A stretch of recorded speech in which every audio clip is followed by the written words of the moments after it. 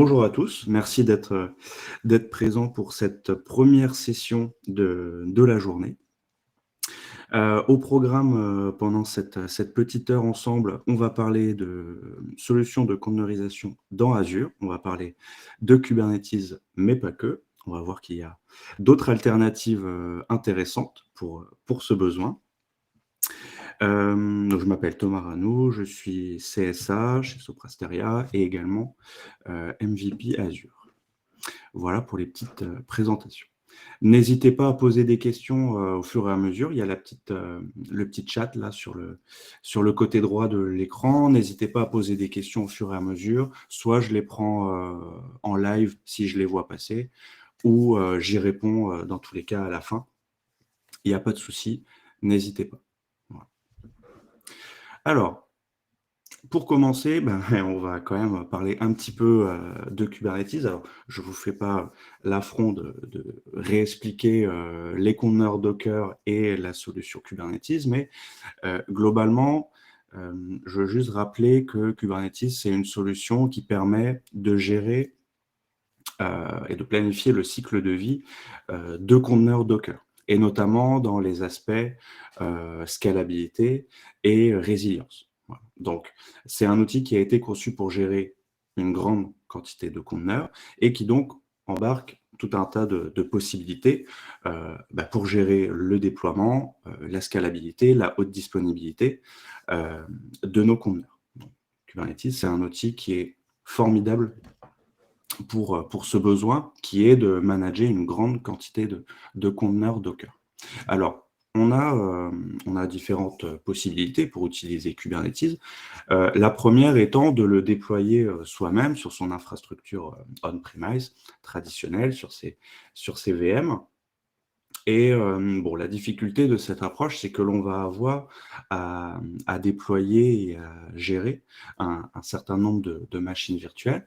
On va avoir celles qui sont ici représentées en bleu, donc le control plane, c'est les masters de Kubernetes, donc les VM qui sont censés gérer la cohérence, le bon fonctionnement du système.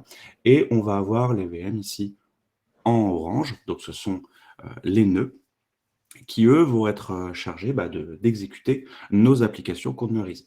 Donc ça, c'est l'approche traditionnelle sur une infrastructure on-premise. Donc après, votre cluster, vous le déployez avec une solution comme Ansible, par exemple, ou vous pouvez également utiliser des solutions, on va dire, préconfigurées, type Rancher, RKE2, ce genre de choses.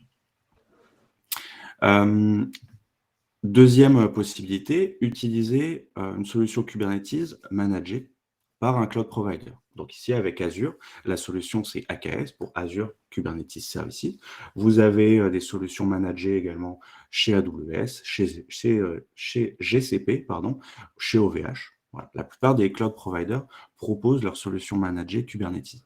Et l'intérêt de ces solutions managées, c'est que de votre côté, vous aurez uniquement à gérer les VM de type agent, donc les VM qui vont exécuter vos applications.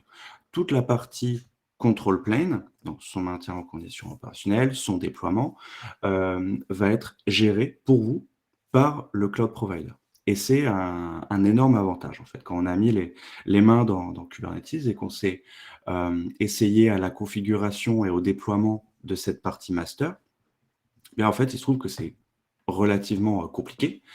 Donc, c'est hyper intéressant qu'un cloud provider le gère pour nous. Donc, Azure Kubernetes Services, c'est la solution managée Kubernetes dans Azure, vous l'aurez compris. Il nous permet d'avoir à disposition un cluster Kubernetes sans toute la complexité de déploiement qui va autour. Ça permet la scalabilité à grande échelle, puisqu'on est dans le cloud, a priori, on aura une puissance de calcul suffisante. Il y a bien sûr des quotas, des limites, mais vous disposez quand même d'une puissance confortable. C'est une solution surtout que je trouve intéressante dans son intégration avec d'autres briques Azure. Typiquement, une container registry pour le stockage des images Docker, l'Azure Monitor pour gérer la partie supervision, monitoring, l'Azure Active Directory pour la partie authentification, etc., etc. Donc ça, cette intégration avec les autres briques Azure, ça en fait un composant très intéressant. La tarification de ce service, vous ne serez pas perdu si vous déployez déjà des machines virtuelles dans le cloud, puisque la tarification d'AKS, ce que vous allez payer, en fait, ce sont les machines virtuelles que vous utilisez pour la partie ici, Agent Pool. Voilà. Donc, si vous avez 3 VM, vous allez payer le même tarif que si vous utilisez 3 VM hors d'un AKS. Voilà, tout simplement. Il y a une option spécifique pour disposer d'un SLA sur la partie master de l'AKS, et cette option-là a un coût supplémentaire, mais sinon, dans l'option de base, tout ce que vous payez pour le cluster AKS, c'est le compute de vos VM. Pour la partie déploiement de l'AKS, toutes les étapes en fait pour provisionner le service, utiliser une container registry, déployer une application. Pour ça, je vous ai mis un petit lien qui est ici. C'est un workshop que j'ai écrit qui détaille pas à pas toutes ces étapes pour déployer une application dans AKS. Donc, je vous invite à consulter ce lien si cette partie step by step vous intéresse. Alors, Kubernetes, ça permet de répondre à quel besoin? À mon sens, Kubernetes, c'est intéressant lorsque vous avez des applications containerisées à déployer, à manager. J'insiste sur le des. A priori, si vous n'en avez qu'une, la solution est peut-être un petit peu complexe pour une application. Donc, des applications containerisées, hétérogènes en termes de langage et de framework. Ça, c'est intéressant, vu que vous utilisez des conteneurs, a priori, ce qui tourne à l'intérieur de ces conteneurs, Kubernetes, lui, il s'en fout. Que vous fassiez du .NET, du Java ou du Python, ça va tourner de la même manière. Si vous avez un besoin de scalabilité, un besoin de flexibilité au niveau de vos ressources système, c'est-à-dire une plateforme qui va consommer plus ou moins de CPU et de RAM à différents moments de la journée, par exemple, Kubernetes va être intéressant, puisqu'elle permet de répondre automatiquement à ces besoins et de s'adapter à la charge. Si vous avez un besoin de haute dispo, en termes de redondance applicative, en termes de résilience, c'est-à-dire que si votre application plante, elle va automatiquement revenir à son état initial. Pour ce besoin-là, Kubernetes est également intéressant. Dans un second temps, si vous avez une volonté d'agnosticité par rapport à la plateforme, si éventuellement vous souhaitez utiliser plusieurs cloud providers, Kubernetes, ça peut être une approche intéressante également, puisque au niveau du déploiement des applications, que vous allez réaliser grâce à des fichiers YAML ou à Helm, par exemple, Kubernetes, lui, il va toujours fonctionner de la même manière que vous utilisiez AKS ou EKS chez Amazon, par exemple. Donc ça, c'est également quelque chose d'intéressant. Si vous avez un gros besoin de souplesse au niveau de vos livraisons, c'est-à-dire que vous déployez en prod très régulièrement, que vous avez énormément de montées de version, la souplesse apportée par Kubernetes dans la gestion des mises à jour, ça peut également vous intéresser. Cependant, ce qu'il faut toujours garder en tête, c'est que Kubernetes, à la base, c'est un outil qui a été développé par Google. Ça a été développé par Google pour Google. C'est-à-dire qu'ils avaient, eux, ces besoins, ici à l'écran. Donc, ce qu'il faut retenir, c'est que on n'a pas tous les besoins de Google. Hein, on n'a pas tous besoin de déployer, de maintenir en condition opérationnelle des milliers de conteneurs. Donc, il faut toujours évaluer les risques et les avantages de cette plateforme par rapport aux alternatives qui sont disponibles sur le marché. Et on va y venir juste après. Dans la partie un petit peu touchy avec Kubernetes, que ce soit du Kubernetes Vanilla ou chez un cloud provider. Moi, je vois deux points qui sont quand même assez importants et assez compliqués. C'est la partie sécurité et réseau. Au niveau sécurité, c'est clair que vous allez avoir plein de choses à gérer au niveau de votre cluster. Donc, gérer correctement les authentes et les autorisations sur votre cluster. Ça va être quelque chose de très important. Au niveau de vos applications également, il va falloir configurer quelle application a droit de communiquer avec telle autre, ce genre de choses. Pareil, ça passe par des déploiements particuliers. Et pour la partie réseau, bien là également, vous allez avoir besoin de configurer un certain nombre de choses au niveau de votre cluster. Donc, des network policy, des ranges IP, il va falloir restreindre l'environnement d'exécution de vos conteneurs. Ça demande des connaissances, ça demande des compétences système qui sont pas anodines et qui sont pas forcément acquises par tout le monde. Donc, la plateforme Kubernetes en elle-même, je dirais qu'elle nécessite des métiers différents pour s'en occuper. Vous allez avoir bien sûr besoin d'admin système, des ops, mais également des personnes qui sont compétentes en termes de sécurité. Donc voilà, ça c'est un point très important. Je vous ai mis ici quelques ressources pour mesurer cet aspect-là. Le premier lien, c'est des Rex d'entreprises qui sont partis sur Kubernetes et toutes les déconvenues qu'ils ont pu rencontrer, voilà, et comment ils ont réussi à s'en sortir, ou non. Deuxième lien, The AKS Checklist. Alors là, c'est un recueil de bonnes pratiques spécifiques AKS. Donc, tant au niveau de la sécurité que de l'excellence opérationnelle, la partie CI/CD, ce genre de choses. C'est hyper large et très intéressant comme site internet. Tout ça pour dire que Kubernetes, toujours bien mesurer les avantages et inconvénients, et si vous n'en avez pas forcément besoin, eh bien, il y a peut-être d'autres solutions pour vous aider. Alors, c'est ce que l'on va voir maintenant. La première solution dont je voulais vous parler dans Azure se nomme Azure Container Instance.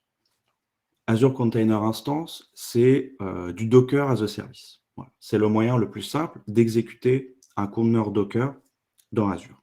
Une simple ligne de commande, et vous faites tourner votre conteneur en mode serverless dans Azure. Le pricing associé à ce service, c'est à la seconde d'exécution de votre conteneur. Donc, vous avez ici la tarification pour la mémoire et la puissance vCPU.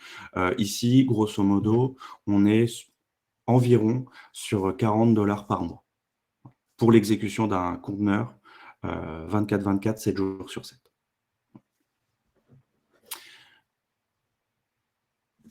Ici, je vous ai représenté les commandes en fait, pour déployer une conteneur instance dans Azure. Ce qu'il faut retenir, c'est la partie ici, push de l'image sur la registry Docker, d'accord, que vous avez préalablement provisionnée, qui s'appelle ACR Cloud Sud ici. Vous déployez une image dessus, et ensuite, comme je vous le disais, une commande AZ Container Create. Vous positionnez les bons renseignements par rapport à l'image que vous souhaitez déployer. L'authentification à votre registry. Vous voyez qu'ici, il vous demande un username et un password. D'accord. Le DNS associé à votre déploiement. Et vous avez déployé votre application. Donc, si je vous montre très rapidement, hop, voilà, je bascule ici sur Azure, dans mon ressource groupe démo. Vous voyez que j'ai ma container registry qui est ici. Je vais agrandir un peu. Hop. Voilà, j'ai ma container registry qui est ici. Et je vais essayer de récupérer le menu qui est ici à gauche. j'ai mon application, hop, ah oui, ok, tac. Mon image, je l'ai déployée ici, elle s'appelle App en version 1. Donc elle est disponible dans ma registrie, d'accord? Et mon instance de conteneur, elle tourne ici, elle est déjà exécutée et elle répond sur le FQDN, Cloud Suite App, France Centrale, Azure Container IO. Donc c'est celle-ci. Voilà, ça c'est l'application que j'ai déployée. Ce que je veux vous montrer, c'est que l'Azure Container Instance, c'est un service qui est quand même relativement simple. D'accord? Vous voyez ici sur la gauche, on n'a pas 10 000 possibilités de configuration, d'administration de ce service. C'est du Docker as a Service. Voilà, ça veut dire ce que ça veut dire. C'est conçu pour déployer très facilement, très rapidement un conteneur. Vous avez votre image sur votre registry, vous avez la commande qui va bien et votre conteneur il tourne. Là, la commande que je vous ai montrée juste avant à l'écran, c'est celle que j'ai exécutée hier pour déployer mon instance 1 qui est ici. C'est aussi simple que ça. Donc pour moi, c'est un service qui va vous permettre, pourquoi pas, de tester votre conteneur, hein, vérifier qu'il s'exécute correctement dans un environnement Azure, voilà, à moindre frais. Vous déployez votre ACI, ça peut être intéressant. Seconde possibilité, pour exécuter des traitements ponctuels. Voilà, vous avez besoin de déplacer des fichiers, d'analyser des images, peu importe. Si votre application est conteneurisée, ça peut être intéressant de la déployer sous cette forme. Voilà. Vous allez payer à l'exécution de votre conteneur. Quand votre conteneur a fini son traitement, vous le supprimez et vous arrêtez de payer. Donc dans l'approche, ça c'est quelque chose qui me semble super intéressant. N'hésitez pas à poser vos questions si vous en avez au fur et à mesure. Second service dont je voulais vous parler, là on va prendre un petit peu plus de hauteur, on va dire. On va parler des Azure App Service. Azure App Service, c'est une offre PaaS, cette fois-ci très complète, pour le déploiement d'applications web dans Azure. D'accord? Donc, le provisionnement d'une app service va vous demander de choisir entre différents runtime applicatifs. Donc, vous allez devoir sélectionner, si vous faites du .NET, du Python, du Java, du Node. Vous allez devoir choisir également une plateforme d'exécution. Est-ce que vous faites du Linux ou du Windows, ou est-ce que vous exécutez des conteneurs? Voilà. C'est un service PaaS qui permet une intégration native avec Azure Active Directory. Donc ça, c'est hyper intéressant pour authentifier les utilisateurs qui accèdent à votre site, ce que ne permet pas l'Azure Container Instance. Voilà. Vous pouvez également configurer un custom domain pour avoir une vraie résolution DNS. Vous allez pouvoir gérer tout ce qui est sécurité SSL TLS. Là aussi, des choses qui ne sont pas possibles avec Azure Container Instance. Et vous allez pouvoir utiliser ce qui s'appelle des slots, qui permettent de mettre très facilement en place ce qui s'appelle du Blue-Green Deployment. Le pricing associé à l'Azure App Service, vous allez payer quelque chose de très classique chez les cloud providers, vous allez payer en fonction de la puissance vCPU et RAM que vous allouez à votre app service. Voilà. Donc le tarif sera plus ou moins élevé si vous provisionnez plus ou moins de puissance CPU RAM. Tout à fait logique. On le verra là aussi tout à l'heure. C'est un service qui, pour moi, est hyper intéressant dans sa gestion de la scalabilité et de la haute disponibilité. Vous allez pouvoir faire très facilement, donc quand je dis très facilement, c'est directement via le portail Azure, vous allez pouvoir configurer facilement la scalabilité verticale, c'est-à-dire ajouter des ressources à votre app service, si besoin. Voilà, vous constatez un fort pic de charge sur votre application, vous lui rajoutez de la RAM et du CPU pour mieux encaisser cette charge. Vous allez également pouvoir configurer une scalabilité automatique horizontale pour que l'app service provisionne automatiquement pour vous de nouvelles instances de votre application. Là aussi, on le verra juste après.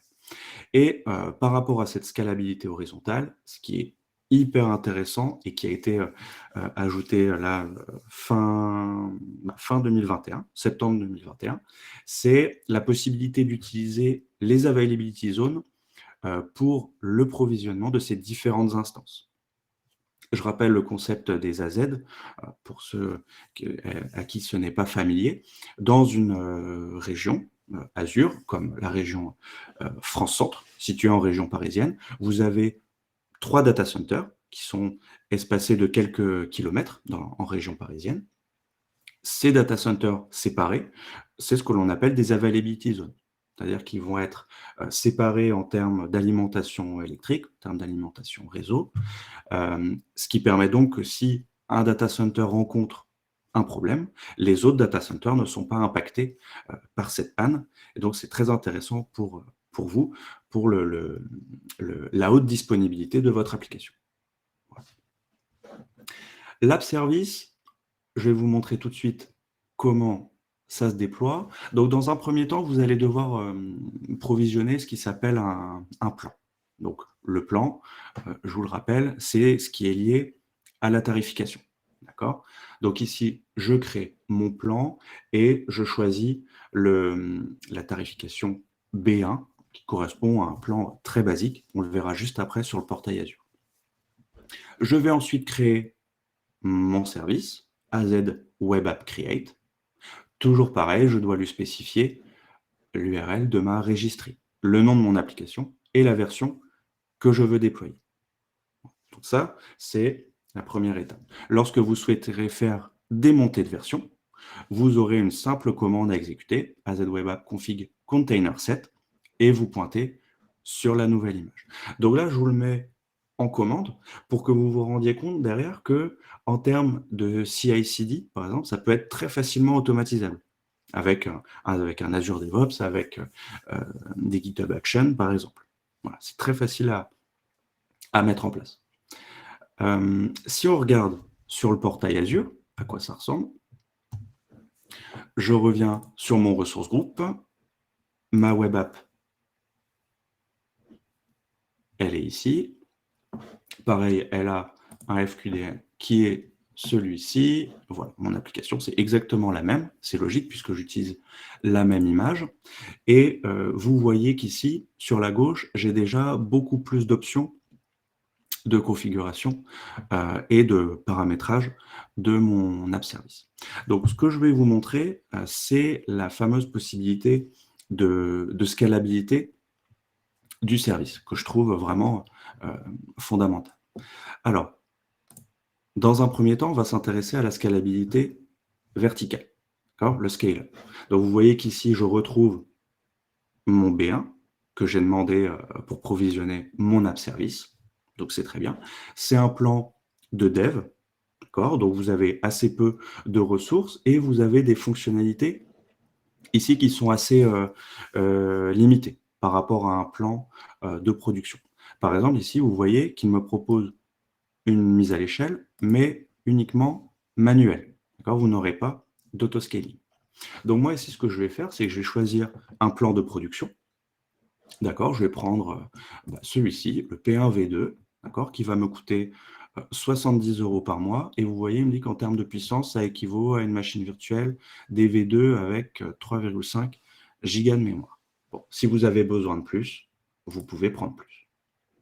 Voilà, on va partir sur celui-ci. Et vous voyez ici, au niveau des fonctionnalités incluses, j'ai plus de choses, notamment la mise à l'échelle automatique. Donc, il vous dit que vous aurez jusque 20 instances de votre app service de provisionner si besoin de puissance et de cette scalabilité. Il vous propose également, vous voyez, de gérer des sauvegardes, de passer par Traffic Manager pour gérer les flux réseau. Voilà. On a déjà plus d'options sur un plan prévu pour la production. Donc, je vais faire appliquer. Donc, vous allez voir, ça va très vite et il va du coup vous provisionner automatiquement les ressources supplémentaires dont vous avez besoin. Voilà, c'est terminé. Maintenant, je vais m'intéresser à la partie autoscaling, la partie scale-out.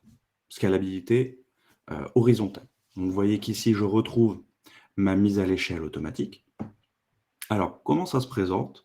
Vous allez devoir ajouter, est-ce que j'ai cliqué? Oui. Vous allez devoir ajouter une condition de mise à l'échelle. Hop, voilà. Alors, limite d'instance. Donc, je vais choisir minimum une instance pour mon application, maximum 10. Très bien.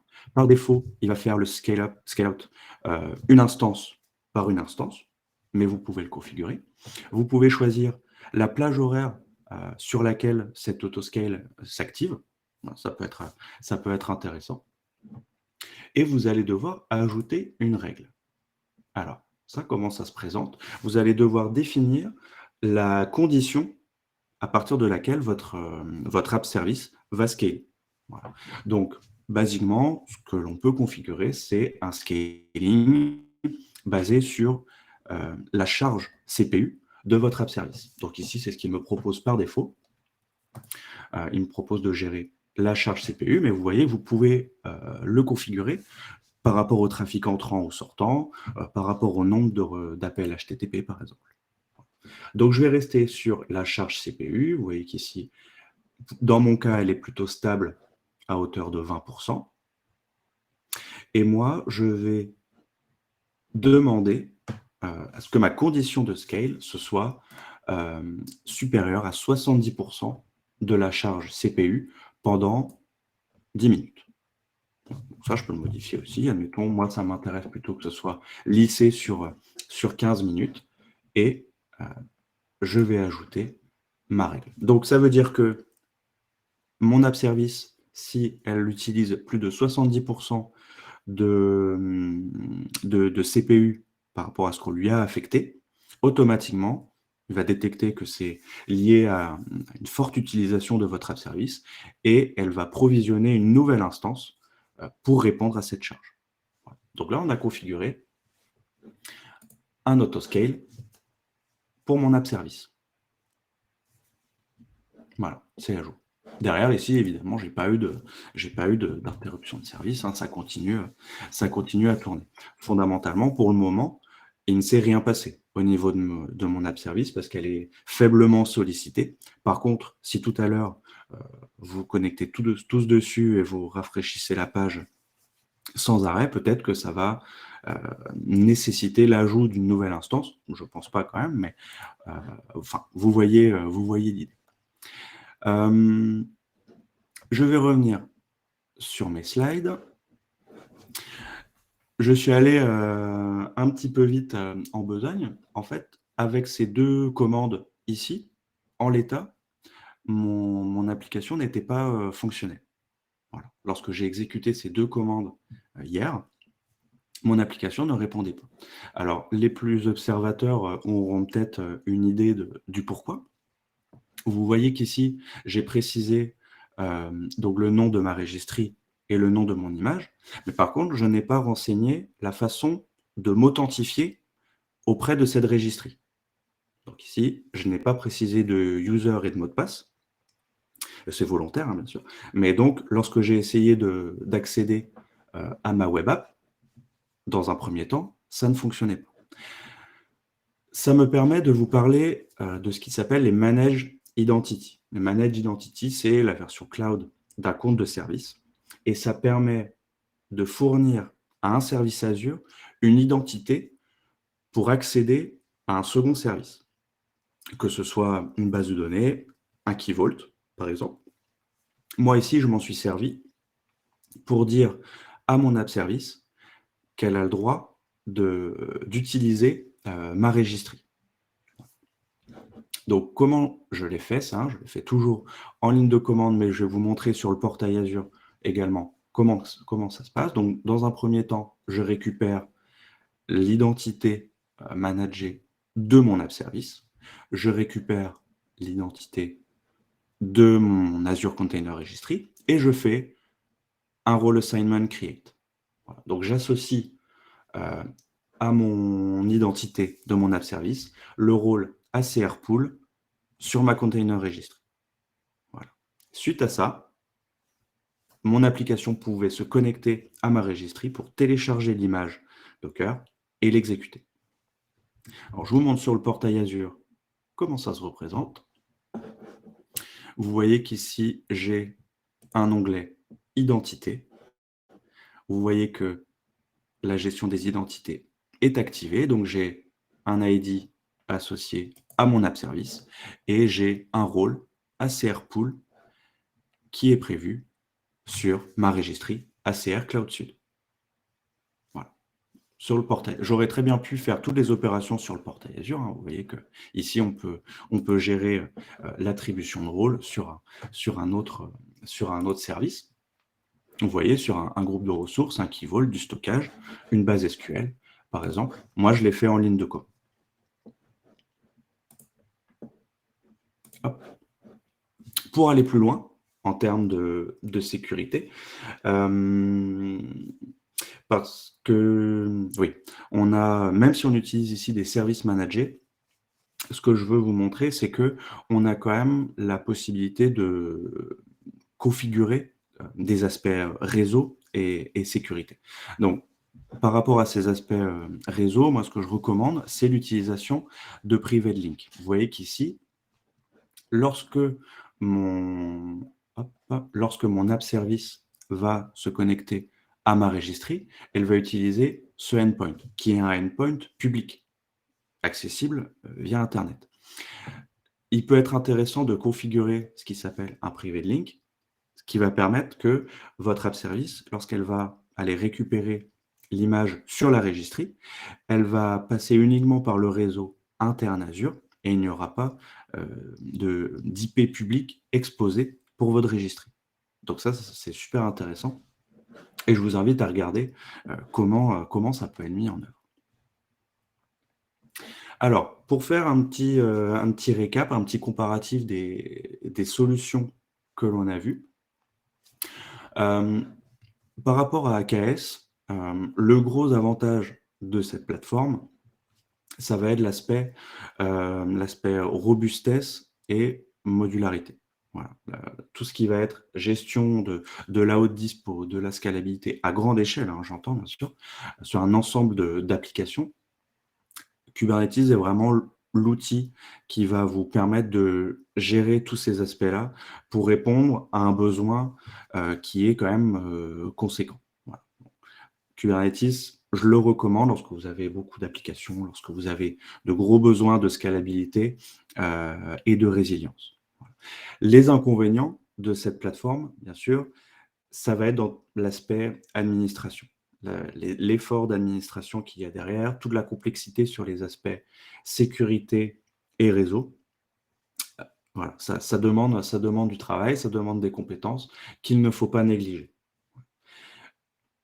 Également, si vous devez déployer un ensemble d'applications, si vous devez gérer le cycle de vie de ces applications, que vous devez gérer le bon fonctionnement de votre cluster, ça implique un certain nombre d'outils et donc derrière, une maturité DevOps. C'est-à-dire que vous allez devoir mettre en place des outils pour gérer le CI/CD de vos applications, vous allez devoir gérer le monitoring, la supervision, gérer les logs. Enfin, vous avez besoin d'une maturité DevOps au sens large. C'est-à-dire que vous utilisez une plateforme qui est scalée, qui est formidable, mais qui est complexe à administrer et à utiliser au quotidien. Donc derrière, il faut avoir les outils qui vont vous aider dans cette opération. L'usage type de Kubernetes, pour moi, c'est de multiples applications conteneurisées et un besoin d'adaptabilité applicative. Répondre à la scalabilité, répondre à un incident sur votre environnement, par exemple. L'Azure App Service va s'adresser à des besoins qui sont, on va dire, peut-être plus modestes. App Service est une solution PaaS complète, dans le sens où elle est entièrement managée par Azure. Vous avez la possibilité de l'intégrer avec d'autres services Azure, comme on vient de voir ici avec la CR. On peut également configurer le monitoring, on peut configurer l'authentification Azure AD. On peut gérer l'aspect scalabilité, comme je vous l'ai montré, et donc la résilience de votre système. Donc, c'est vraiment une très, très belle solution, mais elle a un inconvénient principal qui est que une app service, c'est pour déployer une application. Voilà. Là où votre cluster AKS, il peut héberger N applications conteneurisées, votre app service va être restreinte à une application. Un site web, par exemple, une web API. Ça, c'est le point vraiment différenciant. Après, pour ceux qui ont de gros besoins, il faut savoir également que la scalabilité est limitée, suivant le plan que vous choisissez. On l'a vu tout à l'heure, il me disait maximum, vous aurez 20 instances de votre application à s'exécuter, ce qui n'est pas le cas avec AKS.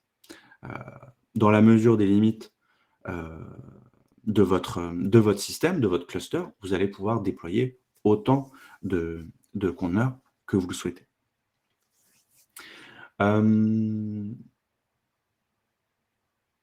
Les usages associés à l'app service, ça va être le besoin de déployer, enfin, le besoin d'héberger une application et d'avoir un système qui vous propose de la haute disponibilité pour cette application pour tourner sur un environnement de prod.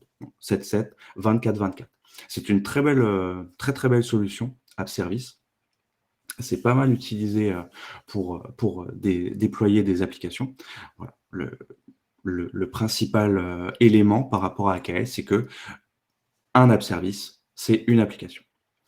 Et dernier élément, les containers instances. Comme je vous l'ai dit tout à l'heure, c'est la solution la plus simple, la plus basique pour déployer un conteneur. Une ligne de commande, un conteneur qui tourne dans Azure en mode serverless. Par contre, derrière, vous n'avez pas toutes les possibilités liées à AKS. Vous n'aurez pas de scaling, vous n'aurez pas d'intégration Azure Active Directory, vous n'aurez pas de résilience, vous n'aurez pas de custom domain, pas de SSL. Donc, voilà, ça s'adresse quand même à des besoins très, très précis qui, pour moi, sont le traitement ponctuel. Voilà. Donc là, le pricing à l'exécution, c'est très intéressant pour ça. C'est que vous avez votre traitement, vous allez le payer uniquement le temps d'exécution de votre conteneur. Donc c'est intéressant pour ça. Pour les tests de dev, vous devez développer une application. Vous écrivez votre Dockerfile, vous déployez votre image dans votre registry et vous la testez directement dans Azure grâce à un container instance. Ça peut être une bonne manière de tester une application avant de la déployer sur un app service ou un AKS, par exemple. La partie automatisation avec container instance en particulier, c'est très intéressant par rapport à la simplicité d'usage de ce service. Après, bien sûr, toutes ces solutions avec un outil de CI/CD, donc un Azure DevOps, un GitHub Action par exemple, un GitLab, ça fonctionne très bien grâce à la ZCLI. Le dernier service dont je voulais vous parler, qui est actuellement en preview, qui est un peu nouveau, c'est Azure Container Apps. Azure Container Apps, c'est une solution serverless pour le déploiement de conteneurs dans Azure. Donc, l'idée de Container Apps, c'est de bénéficier de tous les avantages d'AKS sans la complexité, on va dire, au niveau système, au niveau plomberie. Donc, ça, c'est vraiment le but de Container Apps. C'est un service qui est actuellement en preview, donc qui demande encore un peu de maturité avant d'être utilisé pour des environnements de production, mais c'est un service qui promet de très belles choses, notamment avec la solution d'autoscaling avec Keda, qui va vous permettre de gérer l'autoscaling, non pas seulement sur les ressources qui sont consommées, CPU RAM, mais pourquoi pas de gérer la scalabilité en fonction du nombre de messages qui arrivent dans une queue. Dans un RabbitMQ ou un service bus, par exemple. Vous allez pouvoir gérer de la scalabilité là-dessus. Vous allez pouvoir configurer facilement aussi du Blue-Green Deployment, gérer les ingresses pour accéder à votre application cornerisée, gérer la révision des images. Vous avez le support l'intégration plutôt de Dapper pour le développement, pardon, de microservices. Dapper, c'est un composant qui vous permet d'utiliser facilement comment dire? Des briques logicielles qui sont intéressantes dans l'utilisation de microservices. Donc l'observabilité, par exemple, la communication entre différentes applications. Ça peut être géré pour vous, par Dapper. Je vous ai mis ici un événement qui a lieu, ce soir, qui est, proposé par l'Azug FR. Donc il y aura un replay, également, sur YouTube. Donc n'hésitez pas à aller, sur ce lien pour voir la rediff, de cet événement, heu, ou y assister, en direct ce soir, si vous le souhaitez. Voilà pour Container Apps, et j'ai fait le tour de ma présentation. Donc si vous avez des questions, n'hésitez pas à les poser dans le chat et je vous remercie pour votre attention. J'espère que vous avez appris, des choses. J'espère que j'ai été assez clair, assez précis et quand même pas trop pour ne pas vous submerger d'informations. Donc j'espère que cette overview, vous a plu.